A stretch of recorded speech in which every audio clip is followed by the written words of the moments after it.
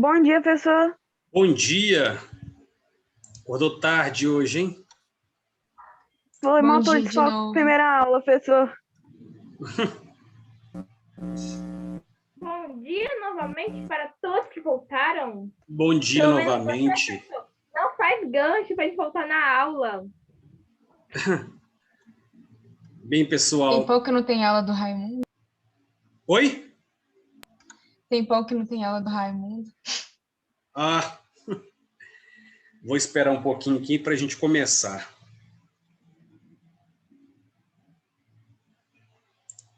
Esperar outros colegas chegarem.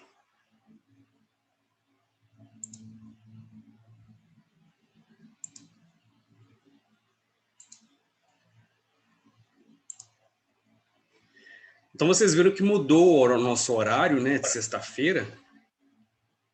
Então, a nossa aula passou já para o terceiro horário, uma aula que era no sexto horário, por conta de uma reorganização que nós tivemos nos horários. Eu gostaria de saber se vocês já estão todos com livro didático. Não estou, Raimundo. Eu Já devo tenho, já. comprar Oi? nesse mês agora. Ou no outro, não sei. E deixa eu te perguntar, vocês estão acessando normalmente a plataforma LMS? Sim, mas Consegui lá. entrar Não, hoje, mas no não meu tem nada caso, lá. não. Oi? Ô, Ô, professor, eu Maria, fui seu entrar na nome, LMS, pediu meu RG. lá você Ah, está entrando errado. e você não tem RG? Professor, assim, eu tenho, só que assim, aí é questão de eu não sei meu RG, eu não sei meu tipo de sangue. Tudo quem sabe Mas isso aí é a ó, minha mãe. Maria Eduarda não precisa. Eu entrei Mas, sem meu mas tipo RG. assim, do que eu tô A gente entrando, só... tá pedindo, aí eu não consigo entrar. Você entrou no link que eu te mandei? Entrei. Foi nele mesmo que Também deu tem a isso. questão que são 3 aplicativos, né, que tá aparecendo. Uai, no meu eu só entrei com o meu usuário. Então O você. seu tem alguma coisa? O meu tá tudo em branco lá. Eu entro com o usuário e aparece confirmação de dados, aí pede o RG. Então, mas vocês estão usando, então vocês não estão usando normalmente para as aulas? A gente não tá conseguindo entrar. Está O conseguindo? Anderson falou que a plataforma tá estável ainda. Eu só consegui entrar hoje. Vocês viram o vídeo que o Anderson mandou no grupo? Que tem Tem um um vídeo vídeo. lá que tem um passo a passo de como entrar e o que fazer lá. Aí Isso. vocês entram. Eu vou Mas tentar. para física a gente precisou usar para mandar a matéria ontem. Isso. Eu vou tentar mostrar a vocês como que faz. Por quê? Porque nós vamos começar a usar a plataforma LMS para nós fazermos atividades, né? Só um minutinho.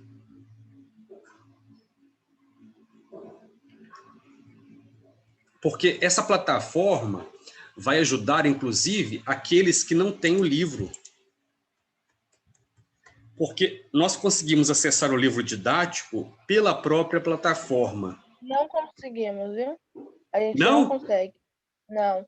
Eu tava achando que a gente conseguia também, porque a Daniela tinha falado. Aí eu perguntei ao Anderson. Aí ele foi e falou que a gente precisa comprar os livros para ter acesso ao livro digital. Porque sem comprar o livro, quem não tem um livro só vai ter acesso à plataforma. Vai ter acesso à plataforma, mas não vai ter acesso aos livros. Ah, entendi. Então, que bom você ter explicado isso. Então, vejamos aqui, ó. Eu vou mostrar a vocês como que a gente usa. Claro, para vocês que tiverem um acesso ao livro, né? Só um minutinho.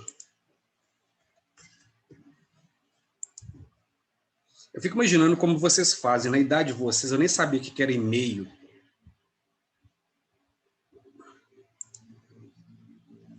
Então, hoje você precisa... Então, deixa eu compartilhar aqui com vocês, só para título de ilustração. Tem várias pessoas para entrar aqui, gente. Por que vocês não me avisaram? Tanto.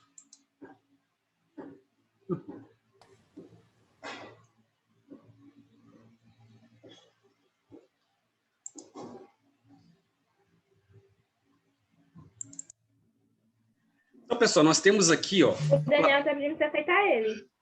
Só um minutinho.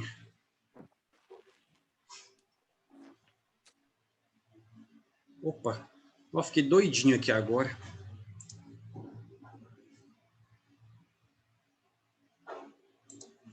Peraí. É porque quando eu estou compartilhando... Não, tem Daniel aqui não, gente. Ah, o Daniel já entrou. Já entrei, já me aceitou. Obrigado, viu? Eu tinha caído aqui. Entendi. Então, pessoal, aqui vocês estão vendo, né? Vocês, quando entram no site, vocês chegam até essas duas opções aqui, ó. A versão clássica, né, que é tradicional, e a versão moderna. Quem tem acesso, né, na plataforma entra aqui, então. E aqui você tem, no meu caso, né, como professor, eu vou entrar na turma do primeiro ano, que é a turma de vocês.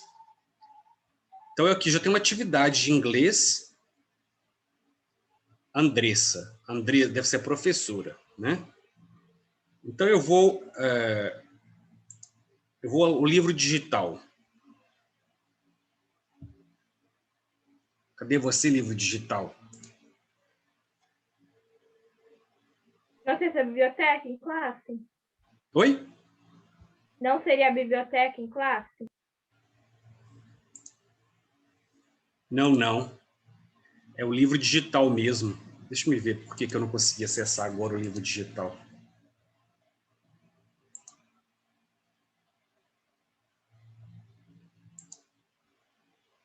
Ô, gente, eu passei vergonha agora. Agora mais cedo eu estava acessando. Ai, só um minutinho.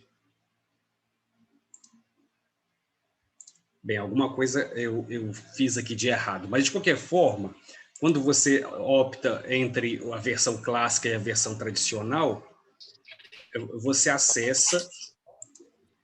Quando você opta entre a versão clássica e a tradicional, você acessa o material didático. Aí, porque por aqui nós damos as atividades para serem feitas em classe, né? Aqui temos aqui, por exemplo, uma lista de física, né? Deixa eu tentar localizar aqui a biblioteca. Então, os participantes são os alunos aqui. Veja o nome de vocês, ó. Vem o nome, inclusive vem a carinha dos alunos. Então, é super interessante. Eu quero ver por que eu não acessei aqui o livro.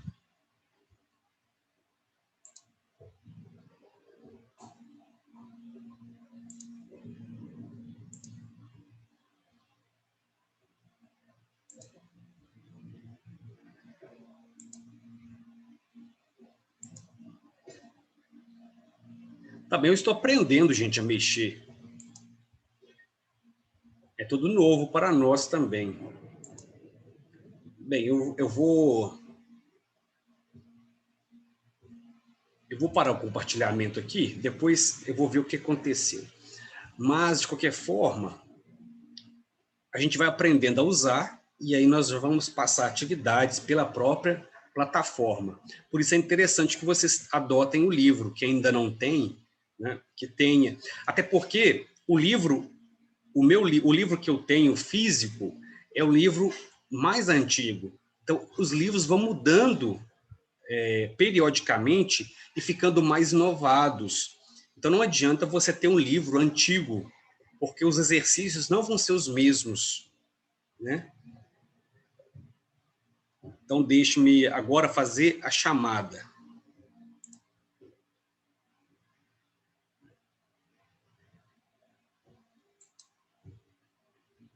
Raimundo, na última aula você não fez chamada, não fez? Não.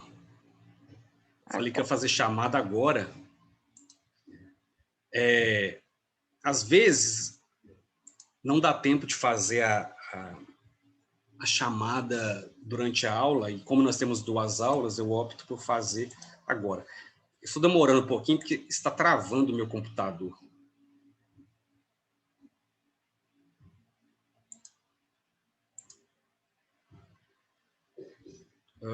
Deixa eu ver aqui. Para quem não estava na aula anterior também, eu falei que disponibilizei para vocês já a nota da atividade. Aliás, da atividade não, a nota da avaliação que vocês fizeram, a diagnóstica, tá? Vou fazer a chamada então, pessoal.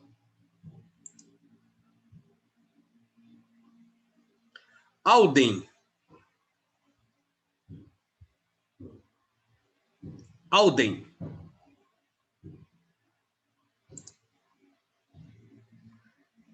Ana Júlia Duarte. Presente. Ana Júlia Souza. Arthur Amorim Souza. Arthur Neves. Caio Nunes, Caio Nunes Ribeiro. Presente. Caio Sattler. Presente. Daniel. Presente, professor. Daniele. Presente. Davi. Presente. Débora Rodrigues. Presente. Gabriel Nunes. Presente. Isabela. Presente. Júlia Gomes Correia. Ah, já falei seu nome. Por que ele aparece duas vezes aqui? Júlia Gomes Correia Duarte. Presente. Ah, tá. Desculpa, então é outra Júlia. Lara Isabelle. Presente. Lohane. Presente. Luan Carlos. Luan Estevão. Presente, professor. Luísa Azevedo. Maria Eduarda. Presente. Matheus Gabriel. Presente. Pedro Amorim. Rafael Rodrigues. Um presente aqui, que tá meio ruim o celular. Rafael Rodrigues. Rebeca Domingues.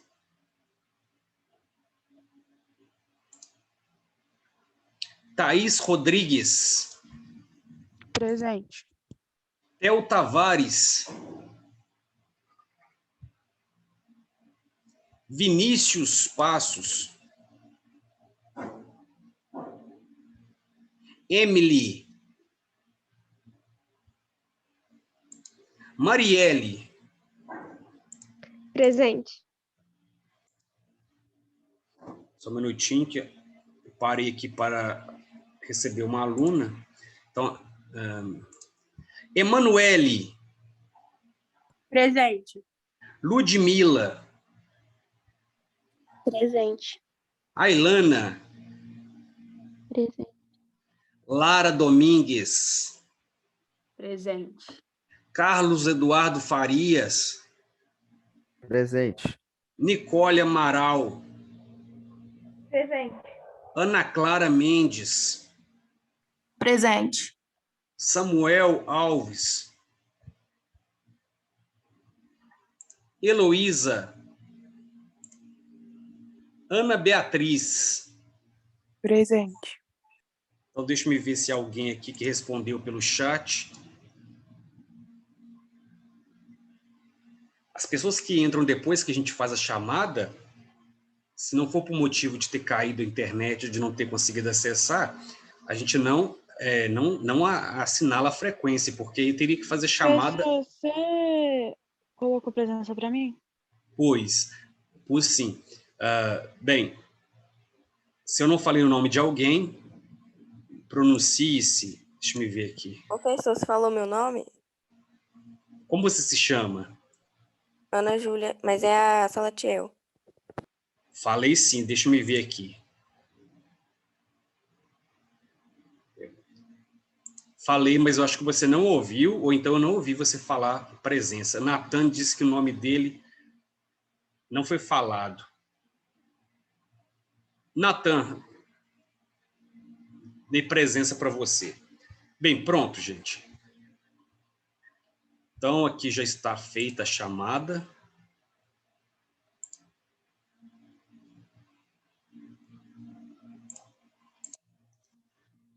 Agora, então, vamos dar sequência ao nosso estudo sobre literatura. Nós começamos a introduzir o assunto literatura, né? Eu apresentei para vocês algumas informações sobre a literatura, principalmente a ideia de que a literatura é um texto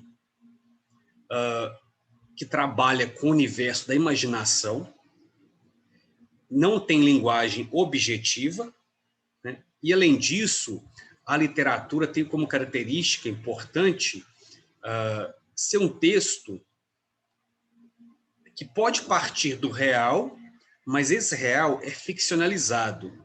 Então, esse real é representado de forma a utilizar os recursos que a linguagem possibilita. Essas características todas, então, indicam o que é um texto literário e o que não é um texto literário. Eu havia mencionado sobre a plataforma do Moderna Compartilha, porque lá nós temos questões de simulado que a gente pode fazer sobre literatura, né? Agora, vou mostrar a vocês, então, como que é o panorama da literatura que nós vamos estudar. Só um minutinho, que eu vou encontrar aqui.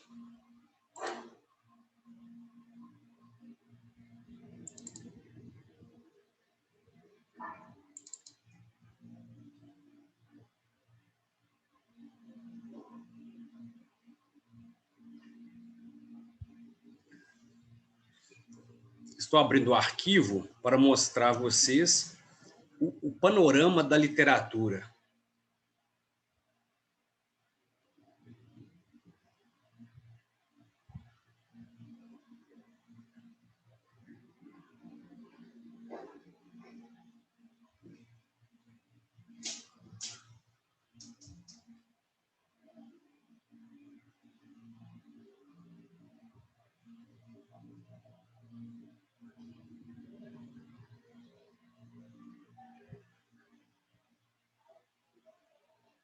Vamos ao arquivo. Abra. Professor. Sim. Usa a tática do Aladim. Abra-te, Sésamo. Pois é. Agora eu consegui abrir.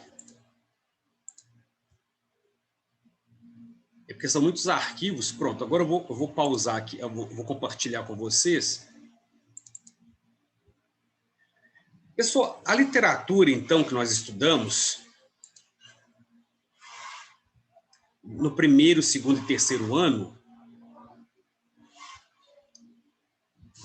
segue um percurso histórico bem longo, que vai desde o século XII até o século XXI.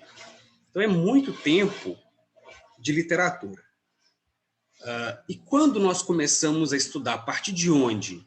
Nós começamos com a literatura portuguesa. Por que nós começamos com a literatura portuguesa?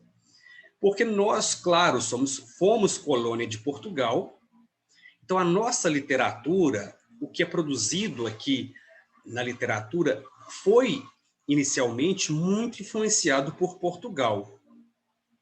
E lá no século XII, em 1189, é um marco inicial da literatura portuguesa, é quando começa a literatura portuguesa.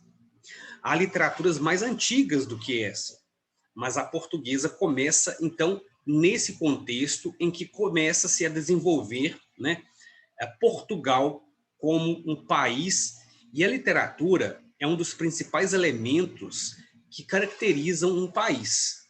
Então, quando um país se desenvolve, ele precisa ter algumas características que marcam que esse país é um país mesmo.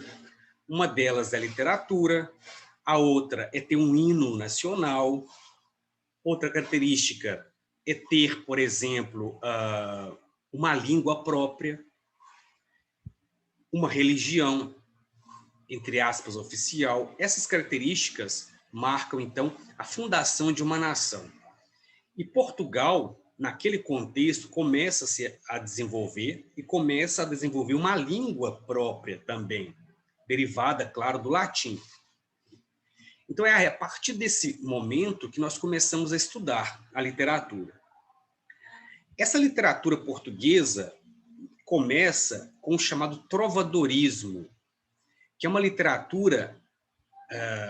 não sei se vocês já viram filmes que mostram a Idade Média, aqueles cavaleiros lutando, aqueles homens que ficam declamando para aquelas mulheres que ficam no alto de uma torre. Tem os tipos de trovadorismo. É o satírico. Isso mesmo, bem lembrado. Eu sei sobre isso. Estudou? Pois é, mas a maioria dos estudantes não viram o trovadorismo, né? Porque é a partir do primeiro ano que a gente começa a ver, no caso você teve aula de literatura, né? O trovadorismo, então, se caracteriza por ser uma literatura de corte. A gente ouve muito falar em novelas, em filmes, a corte. Então, a corte era esse espaço no qual a gente tinha as divisões muito claras, né, entre as classes sociais. Então, você tem, não sei se vocês já viram também aquele filme A Princesa e o Plebeu, né? Então, nós tínhamos a plebe, que é essa classe popular, essa classe pobre, né? E nós temos, então, a sociedade de corte. Evidentemente que as pessoas só podiam se relacionar com pessoas da mesma classe social naquela época. E, às vezes, acontecia de um homem da plebe ver uma mulher da nobreza e se apaixonar por ela. Porque é muito comum na literatura, nós vamos ver, a gente querer aquilo que a gente não pode ter. Essa é a base, digamos assim, do sofrimento humano, né?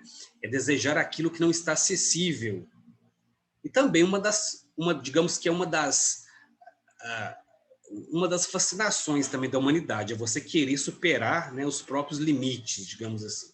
Então, eles tinham, esses homens da plebe tinham, muitas vezes, um interesse amoroso pela mulher da nobreza, nesse contexto medieval, então, em que as classes eram muito bem definidas.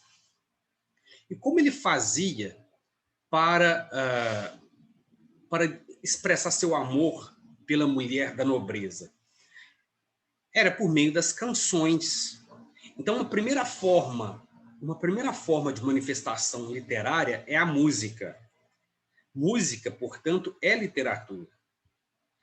Porque, vejamos, naquela época, as pessoas não liam e nem escreviam. Se elas não liam e não escreviam, os poemas e as canções eram feitos para serem produzidos oralmente, para serem expressos oralmente. Então, por isso, uma característica muito comum da música é ter rima. Qual que é o papel da rima, pessoal? Um papel muito importante na rima.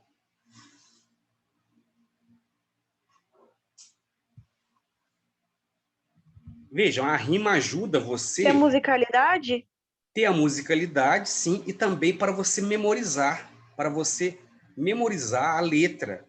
Porque sem rima fica mais difícil você memorizar. Por exemplo, é muito mais fácil você memorizar uma canção de funk ou sertanejo universitário do que você memorizar uma canção, por exemplo, como da Legião Urbana, que não tem rima direito. A ausência de rima dificulta muito a memorização. Então, a presença da rima para obter musicalidade, também para facilitar a compreensão e memorização, ajuda ao desenvolvimento da literatura no trovadorismo, né? Que é, então, a primeira manifestação literária que a gente estuda no primeiro ano, que está ligado, portanto, a essa poesia de corte, na qual as cantigas eram feitas para essa mulher inacessível. Mas não significa que a música faria com que essa mulher atendesse ao amor desse homem de classe considerada inferior. O que caracteriza essa canção é a humilhação dele com relação ao amor dela, né? É um amor impossível de ser realizado. Ou porque ela é de classe superior, ou porque ela já é casada. Então, é muito comum, portanto, esse interesse do homem pela mulher casada, né? Então, isso de tempos já, né? Uma característica importante dessas cantigas, portanto, de amor, é essa situação desse homem que ama essa mulher, mas não pode tê-la.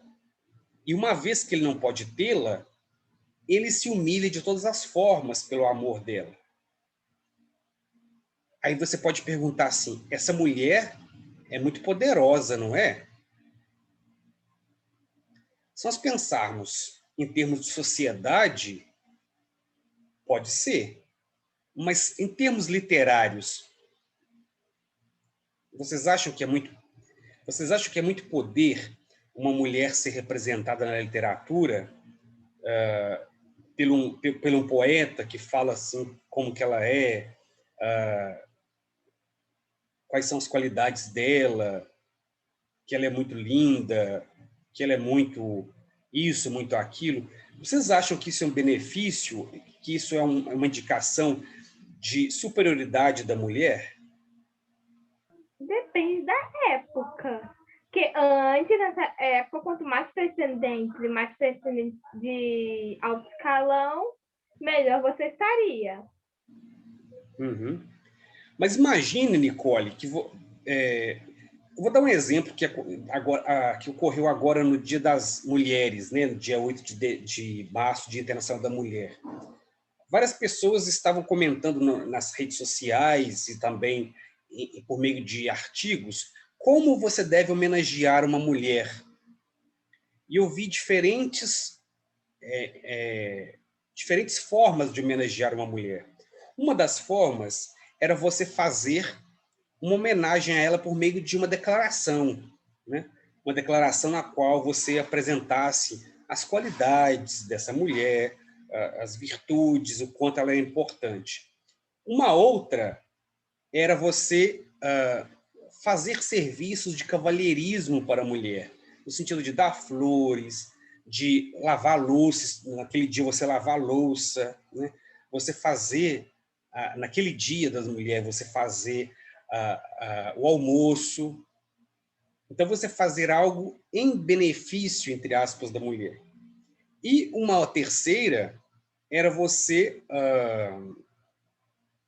digamos assim, você deixar que a mulher fale, você ouvir o que a mulher tem a dizer. Essa é uma diferença muito importante que a gente vai observar na literatura. A literatura, até muito tempo, era feita por homens. E qual é o impacto disso? Qual é a diferença entre uma literatura feita por homens e uma literatura feita pelas próprias mulheres? As mulheres Tem diferentes representações. Elas exaltam as mulheres. Normalmente, principalmente antigo, elas mais como objetos. Tipo, salve a mocinha, salve negócio. Meio que não sacralizando ela, mas colocando ela meio como objeto. Tipo, ela é bonita, fica com ela. Não, então, igual hoje em dia. Sim. As protagonistas não eram assassinas antes. Isso, eu concordo em partes com você, que depois eu vou comentar sobre isso. Alguém tinha opinião a falar? Maria Eduarda queria falar? A representação que se dá nos livros é diferente. Como você distinguiria a representação que o homem faz da mulher para a representação que ela própria faz, ela faz de si própria? Bom, pode pegar no aspecto antigo do trovadorismo? Sim. As análises trovadoristas das mulheres eram muito superficiais. Era tipo, teu cabelo é isso, teu corpo é isso. Mas, tipo, nunca falava do que a pessoa realmente era. Era mais só sobre a aparência externa. No caso atual,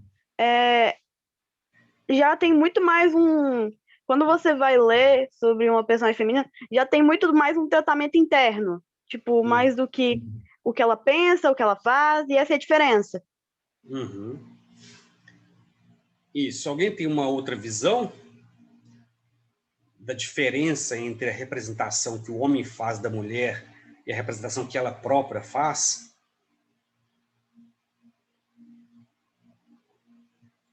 São basicamente essas. Bem, vocês mencionaram dois aspectos importantes. Um aspecto importante é a representação, né? O conceito de representação é um conceito muito importante. O que é representação? Existe uma realidade e eu vou transpor essa realidade para o nível da linguagem. Então, eu vou representar essa realidade por meio de uma pintura, por meio de uma escultura, ou por meio de um poema ou de um romance. A representação da realidade, portanto, ela é um trabalho que envolve a imaginação. Porque não tem como eu representar a realidade assim como ela é. Porque toda representação, ela tem uma característica de influência do que eu vejo. Porque cada pessoa pode ver a realidade de uma forma. Então, você pode acordar de manhã e ver o sol raiando, né?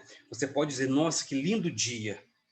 Outra pessoa fala, que inferno, já tem que trabalhar, né? Outra pessoa fala, nossa, credo, hoje vai fazer muito calor. Então, cada pessoa pode olhar para uma mesma realidade e interpretar de formas muito diferentes. Então, a representação não é algo objetivo, é algo muito subjetivo. E quando, então, o homem representa a mulher, ele vai representá-la conforme ele acha que ela é.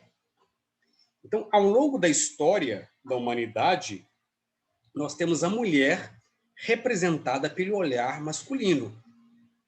E quando a mulher é representada pelo olhar masculino, ela vai possuir as características que ele quer que ela tenha, não as que ela realmente tem. Então, ao longo da tradição literária, a mulher é representada basicamente de duas formas contrárias. E que essas duas formas contrárias vão impactar muito, não só na representação da mulher, mas no modo como as mulheres passam a ser exigidas na sociedade. Então, esses dois paradigmas de mulher e de feminino vão valer ao longo de toda a história até que as mulheres passam a também representar a si próprias. Alguém poderia dizer quais são esses dois tipos de mulher representados? Eu vou usar um exemplo meio, né? Eu não sei, tipo, personagens antigas femininas que eram assim, mas eu só sei que antigamente elas eram representadas como muito delicadas, não podiam fazer trabalho pesado, vestidos longos e essas coisas. E atualmente, basicamente, elas são atribuídas à inteligência e a coisas mais assim. Isso, mas eu quero saber exatamente, ao longo da história, né, duas características contrárias eram atribuídas à mulher, através de duas figuras, né, são as figuras, de um lado, da mulher angelical, que é a mulher anjo, né? A mulher pura, a princesa, a musa, a figura a indefesa. A indefesa. Isso, a figura da virgem, a figura da donzela, a figura da Virgem Maria.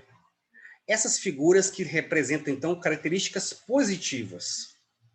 E, de outro, as características negativas. Então, nós temos Eva, nós temos também a vilã, Rainha Má, madrasta. A vilã, a bruxa, a Rainha Má. Nós temos a mulher demoníaca, né? A mulher diabólica, e todas as vilãs que a gente vê ao longo da história, que a gente vê muito nos filmes, nas leituras também. Então, é a mulher cheia de defeitos, ou porque ela tem pacto com o diabo, como a bruxa na Idade Média, ou porque ela é uma mulher insensível, ou é a prostituta. São características contrárias. Então, a representação da mulher não deixava que a mulher tivesse um meio termo. Ou ela era assim, ou assado. Ela não tinha alternativa. E nós sabemos que o ser humano possui qualidades e defeitos, né? Mas a mulher idealizada, ela tinha que ser ou de um jeito ou de outro. Por quê? Porque se ela fosse completamente boa, ela atingiria o interesse masculino sobre ela. Ela conseguiria ser, então, realizar tudo aquilo que o homem queria que ela fosse. Então, a mulher angelical, a dona de casa, perfeita, todas essas características. Se ela não atingisse o que o homem desejava, ela era jogada para o outro polo, para o outro extremo, que é a mulher imperfeita, que é a mulher cheia de pecados e maldades, etc. É a figura da... Oi. Então, em toda série que eu vejo, assim, séries antigas, filme antigo que eu vejo, a maioria das mulheres que não são perfeitas não são, tipo, maldosas, nem fazem nada super errado. Só não aceitam ser a mulher perfeitinha, dona de casa, que faz tudo pro marido, que aceita tudo calada, e aí viram super vilãs, igual você falou, e são odiadas e ninguém quer elas, porque elas não aceitam tudo calada. É quem que falou? Emanuele. Oi, Emanuele. Então, nós chegamos aí, como você mencionou, nós chegamos aí a uma terceira visão, que é a visão que percebe que essa mulher, que tanto é representada como maléfica, como cruel, como insensível, é, na verdade, aquela mulher que não se submete aos padrões. Então, é aquela mulher, por exemplo, que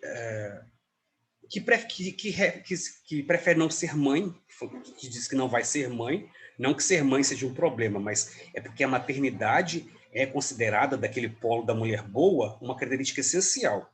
Então, a mulher que diz que não será mãe, essa mulher passa a ser vista como sendo uma abominação. Então, essa personagem libertária, por exemplo, que não quer ser mãe, a personagem que não quer se casar, porque o casamento, para a mulher boa, é fundamental também, porque está ligado à maternidade e à dependência também em relação ao homem. Então, essa mulher essa mulher que não se adequa também à ideia do casamento é colocada no aspecto da mulher má. Por que, por exemplo, a figura da bruxa na Idade Média, por exemplo, já que estamos falando da bruxa, o que levava uma mulher a ser considerada bruxa? Não se casar. E contra a igreja.